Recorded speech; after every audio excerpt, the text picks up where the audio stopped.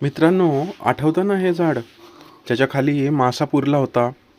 2 आठवड्यात काय काय बदललं पहा. 2 आठवड्यापूर्वी पुरलेला मासा अजून मातीखाली आपलं काम करतोय आणि झाड आता थोडं स्माईल करायला लागलंय. हा प्रयोग लोकांना एवढा आवडला की आम्ही अजून आमचा एक्सपेरिमेंट वाढवला. आम्ही थांबलो नाही.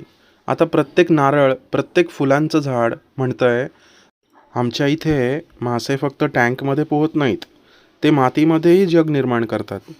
टँक टू टेबल ही तर सुरुवात होती, आता टँक टू सॉईल सुरू झालं आहे. इतक्या दिवसात काय झालं बघा. ज्या रोपांना फक्त थंडीमध्येच फुलं येतात, तिथे आता मासा पुरल्याने आमच्या फार्मवरती फुलं फुलली आहेत. म्हणजे काय?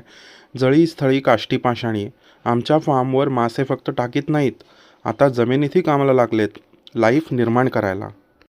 बरेच जण म्हटले, झाड नॉनव्हेज झालं म्हणे. अरे बाबा, आजकाल झाडं पण प्रोटीन रिच डाएट घेत आहेत. टँकमधली लाईफ आता मातीला ब्रेथ देते.